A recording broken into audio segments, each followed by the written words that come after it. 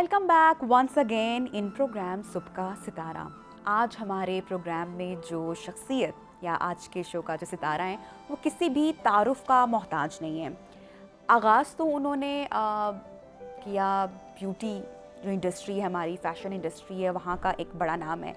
लेकिन मैं उनका तारुफ आज एक और उनकी जो हैसियत है या जो एक और उनकी पहचान है जिसकी वजह से वो जानी जाती हैं, मानी जाती हैं, जिस तरीके से वो उन ख़वातीन की आवाज़ बनी, उनका सहारा बनी, जिनको शायद उनके अपनों ने भी अपनाने से इनकार कर दिया। तेज़ाब गर्दी के हवाले से जिस तरीके से उन्होंने आज से इतने सालों पहले उन ख़वातीन के साथ इनिशिएटिव लिया, एक कदम बढ़ाया, उनको एक नई पहचान दी, उनके चेहरे पर वो दोबारा से मुस्कुराहट लेके आए।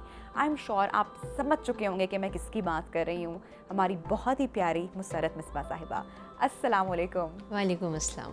कैसी हैं आप? अच्छी हूँ। It is always good to see you. बहुत शुक्रिया। क्या मसरूफियात हैं आजकल? बस काम ही रहता है, काम काम काम। बचपन कैसा रहा आपका आपा? मैं सबसे बड़ी थी ना घर में, तो बड़ा रौब जमाती थी छोटों के ऊपर, तो फ़ायदा उठाती थी। लेकिन ज़िम्मेदारियाँ भी होती हैं बड़ी होने की, क्योंकि we were a big family.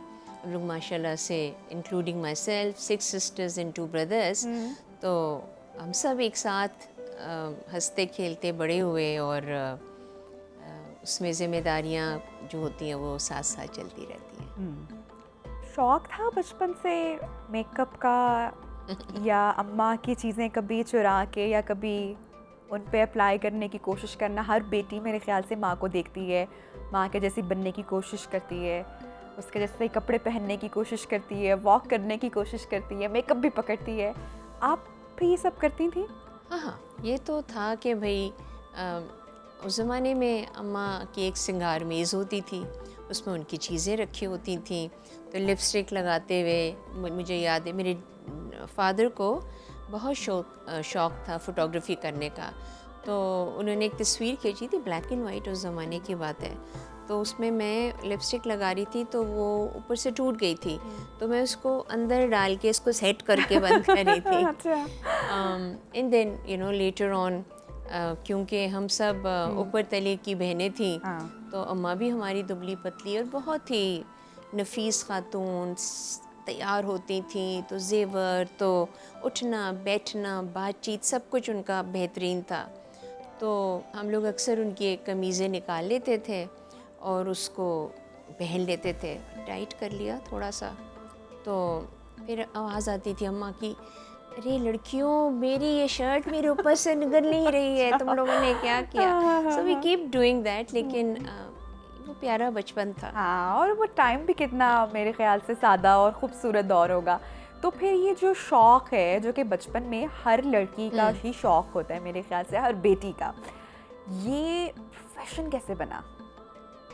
ये कभी भी मेरा ये शौक़ नहीं था कि मैंने बड़े होके न्यूट्रिशन, हाँ नहीं, मुझे उस ज़माने में ख़वातीन को, लड़कियों को बहुत कम चॉइसेस होती थी प्रैक्टिकल फील्ड में आने के लिए, और जो होती थी उसमें या तो वो डॉक्टर बनती थी या टीचर्स बनती थी।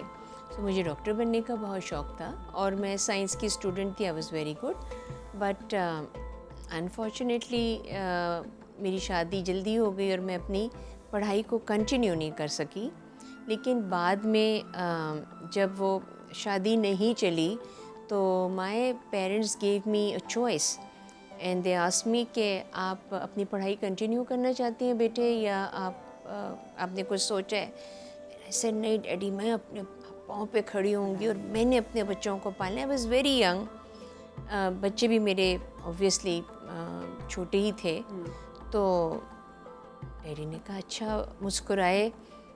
तो उनका आई एम श्योर कि उन्होंने ना वो दिल में सोचा होगा कि ना शक्ल ना सूरत ना पढ़ाई ना लिखाई, ये क्या करेगी आगे।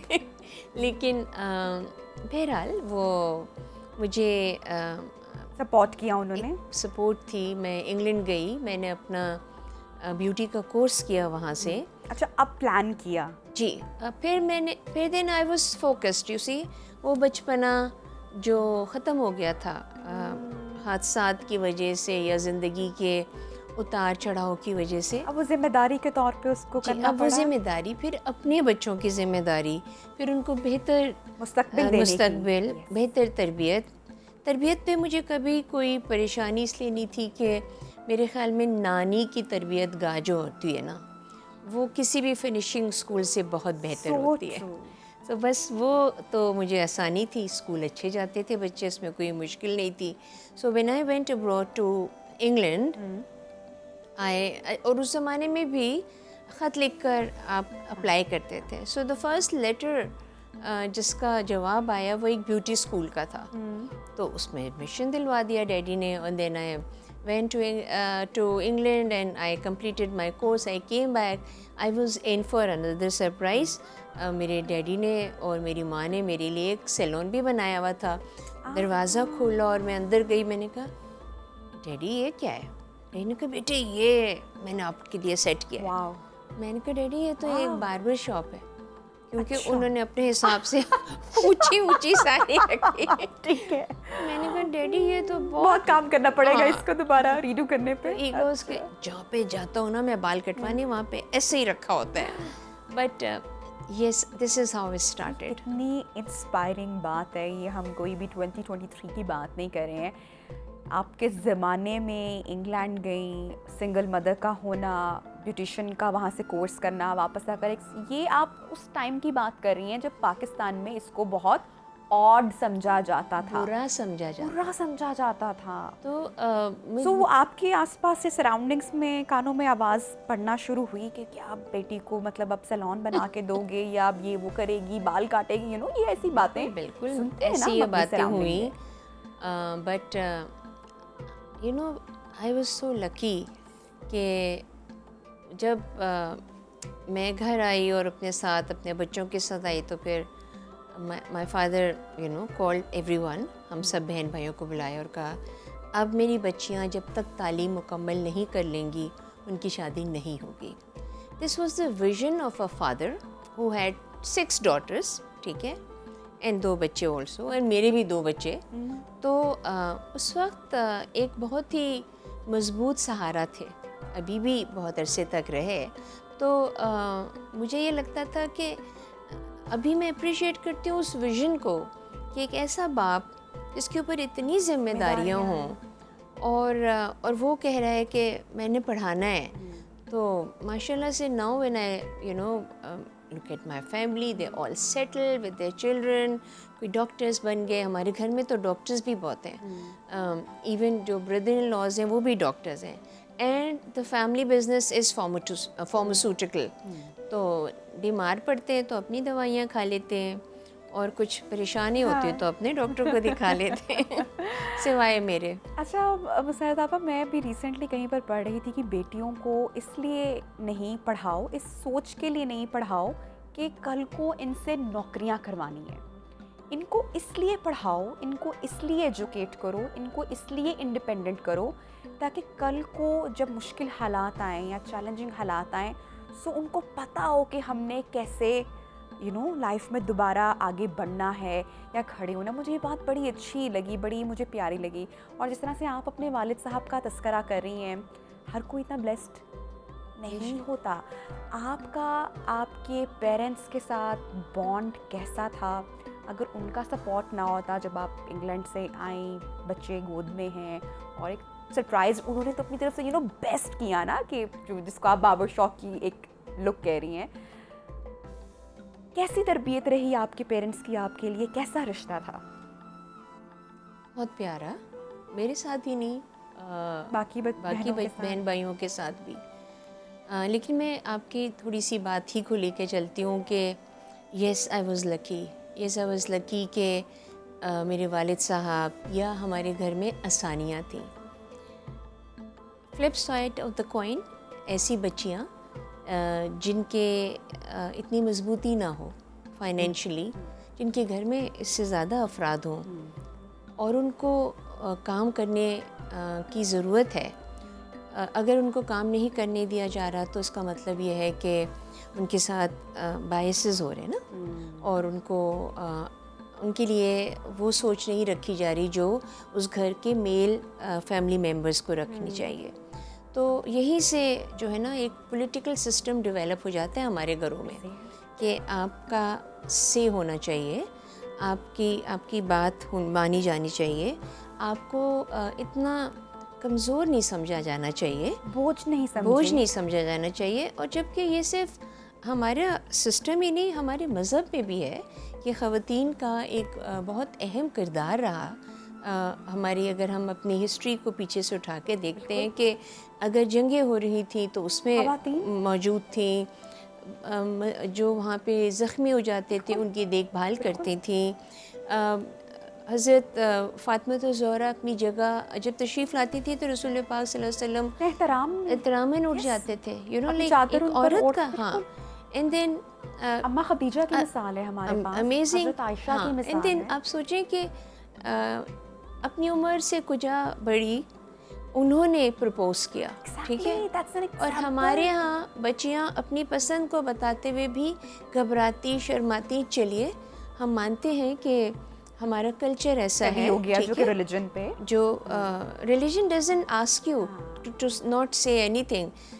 रिलीजन आपको बताता है कि आप अपनी पसंद बताइए, आप ना पसंद जी, लेकिन अगर आपको ये मौका नहीं मिल पा रहा है तो ख़वातीन को और बच्चियों को एक तरीका होना चाहिए बताने का, बोलने का। और वो तरीका कहाँ से मिलता है? माँ से। माँ उसको मजबूत करती है। और अगर माँ अनपढ़ है, ठीक है, उसको नहीं पता, ठीक है, क्योंकि उसने कोई हालात ऐसे देखे हों, तो बच्चियाँ जो है ना अब बहुत समझदार हैं। उनको पता है कि किस तरह से आगे बढ़ना है, क्या नहीं करना है। वो कहते हैं ना कि when you are in Rome you live like Romans. अगर आपको पता है आपके घर में मर्द ऐसे हैं जो कि गुस्सा करते हैं या गाल गलोच करते हैं या हाथ उठा लेते हैं, तो आप उस वक़्त वो बातें करें जिस वक़्त ठंडा पड़ा हुआ हो कोई, यू नो, जो कि ताकि आपको अपनी बात कहने में आसानी हो। फिर भी आपसे बात नहीं मानी जाती है तो there are now so many opportunities for women sitting back at home कि वो घर में बैठ के भी हज़ारों काम करती हैं। Why do you have to wait कि कुछ होगा, कोई मौजज़ा होगा? अल्लाह ताला का करम किसी पे भी हो सकता है, लेकिन जब तक आप खुद हिले जुलेंगी नहीं, आप काम नहीं करेंगी, आप कुछ ना करें। मैंने ऐसी भी बच्चियों को देखा है जो घरों में बैठ के हैंगर्स बनाती हैं, ठीक है, 1 रुपया का एक हैंगर, और 5 बहनें जो हैं वो रोज़ाना के 500 हैंगर बनाती हैं या लिफाफे बनाती हैं। चलो वो वक्त गुजरते चले जा रहे हैं, बहुत सी चीज़ें बदल रही हैं, but the thing is if you don't do anything, आप कैसे एक्सपेक्ट करती हैं कि आपके लिए कोई कुछ करेगा जब आप खुद ही अपने लिए कुछ नहीं कर रहे हैं? तो कोई... जी एग्जैक्टली मैं समझती हूँ आपकी तालीम जो है वो ट्रेनिंग बेस्ड होनी चाहिए। आपको अगर आप कुछ भी पढ़ रही हो तो आपको कोई हुनर आना चाहिए। स्किल डेवलपमेंट बहुत ज़रूरी है। बिल्कुल। और ये स्कूल की तरबियत नहीं होगी। स्कूल तो आपको बेसिक एजुकेशन देगा, सोशली हमें कैसे उठना बैठना है, हमें मैनर्स सिखाएगा, लेकिन जो स्किल है, आई गेस कि आई एम ग्लैड कि हमारे जो बीके पेरेंट्स हैं वो इस चीज़ को समझते हैं कुछ हद तक, जो जानते हैं कि उनके जो बच्चे हैं वो बहुत कम उम्र में, यू नो, बड़ा अच्छा लगता है कोई बच्चा अगर म्यूज़िक में इंटरेस्ट ले रहा है तो म्यूज़िक इंस्ट्रूमेंट सीख रहा है, कोई यू नो डिफरेंट स्कूल्स में भी इस चीज़ की ट्रेनिंग हो रही है। सो आई एम ग्लैड कि हमारे यहाँ ऐसे पेरेंट्स अब इस चीज़ का ख्याल रख रहे हैं। वो स्कूल्स और वो ख़ानदान जहाँ पे ये आसानियाँ हैं, आप उन बच्चों की बात करिए जिनको ये आसानियाँ नहीं है या लोअर इनकम ब्रैकेट के हैं। वो बच्चे तो कूड़ा चुनते हैं, वो बच्चे तो अपने माँ बाप का सहारा बनते हैं, और माँ बाप उनको पढ़ने के लिए इसलिए नहीं भेजते हैं कि अगर ये पढ़ेगा तो फिर काम कौन करेगा। सो बहुत से ऐसे ऑर्गेनाइजेशंस हैं जहाँ पे वो कहते हैं जी स्ट्रीट चिल्ड्रन को हमने पढ़ाना है, वो पढ़ाते हैं, वो एक हफ्ते के बाद बच्चे सब चंपत, सब भाग गए। सो हमें एक ऐसा सिस्टम डेवलप करना पड़ेगा जहाँ पे हमें ख़ानदान की वैल्यूज़, हमें मोरल्स की बात होनी चाहिए, हमारा मज़हब पे इतना अक़ीदा मज़बूत होना चाहिए कि आप अपने नसीब और किस्मत जो अल्लाह ताला ने आपके लिए दिए वो होगी और बेहतर होगी जब आप खुद कुछ करेंगे। आपने कहा कि आप लकी रहीं, आप ब्लेस्ड रहीं। मैं ज़रूर आपसे जानना चाहूँगी वो सारी ख़वातीन जो कि इस वक्त आपको देख रही हैं और शायद किसी ना किसी घरेलू उलझन का शिकार हैं, शायद वो अपने किसी ना किसी मसले को हल करना चाहती हैं लेकिन कोई रास्ता उनको नज़र नहीं आ रहा, शायद उनका कोई सपोर्ट सिस्टम नहीं है, या शायद वो उतनी ब्लेस्ड नहीं रही जितनी आप रही थी। उनको आप क्या कहना चाहेंगी? उन वो कहाँ से मोटिवेशन लेके आए, वो किसको इंस्पिरेशन बनाए? देखिए, हमारे रिलीजन में, हमारी हिस्ट्री में और हमारे आज भी दुनिया में ऐसी, हमारे मुल्क में ऐसी ख़वातीन हैं जो कि बहुत बुरे हालात से गुज़रने के बाद भी अपने पाँव पे खड़ी हो जाती हैं। अगर मैं एक वायलेंट रिलेशनशिप में रही, ठीक है, जहाँ पे अब्यूसिव हो, आपको मार कुटाई इज़ अ कॉमन थिंग जो आपने कभी देखी ना हो, तो उससे मैं भी तो निकली हूँ ना, मैं भी तो अपने पाँव पे खड़ी हुई हूँ। और अगर मैं अपने पाँव पे खड़ी हुई हूँ तो ये हौसला, ये हिम्मत मुझे किसी ने दी है। फ़र्ज़ करें कि ऐसी बच्चियाँ नहीं हैं जिनको ये हौसला नहीं मिल सकता, हिम्मत नहीं मिल सकती, तो क्या वो आवाज़ नहीं उठाएंगी? क्या वो अपने कंसर्न्स नहीं शो करेंगी? They will have to do, they will have to stand, they have to voice their concerns. अगर इसी तरह पिटती रहेंगी, इसी तरह पिटना और गाली सुनना, या मैं हमेशा ये कहती हूँ कि देखो, अपनी ज़िम्मेदारियाँ संभालो, ज़िम्मेदारियाँ अच्छी तरह से निभाओ ऐसे तरीके से, और फिर हुकूक के लिए जो है ना वो जंग करना जो है ना वो मजबूत होता है। That's awesome, that's great. और ये मैं इस पर ज़रूर डिटेल में गुफ्तगू करना चाहूँगी, लेकिन पीछे से बड़ा प्रेशर आता है। आपको पता है जो है हमारे लाइव शोज़ की बड़ी मजबूरियाँ होती हैं कि हमें ब्रेक पे जाना पड़ता है।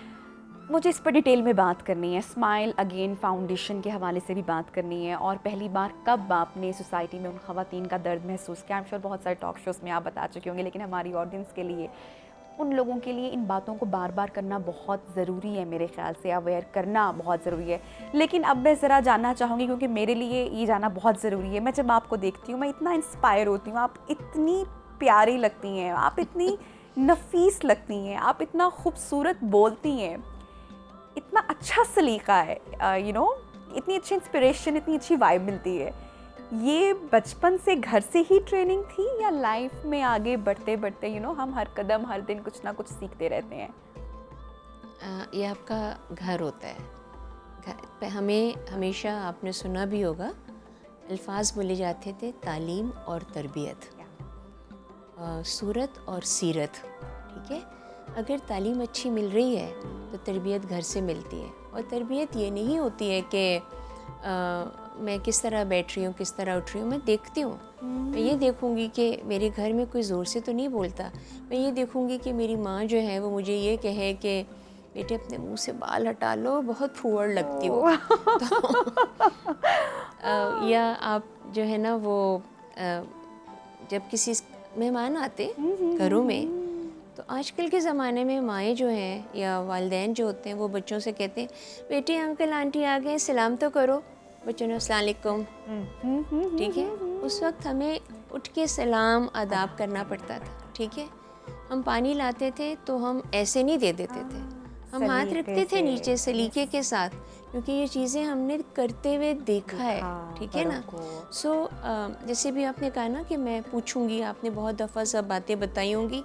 ये सब बातें मैं सिर्फ इसलिए बहुत दफ़ा बताती हूँ कि अगर आप पत्थर के ऊपर भी पानी टपकाते रहते हैं तो पत्थर टूट जाता है। करेक्ट। सो अगर हम अच्छी बातें बताते रहेंगे तो ये कैसे मुमकिन नहीं है कि 100 लोगों में से 10 लोगों को भी ये बातें समझ में नहीं आए। करेक्ट, ये पॉसिबल नहीं है। That's amazing.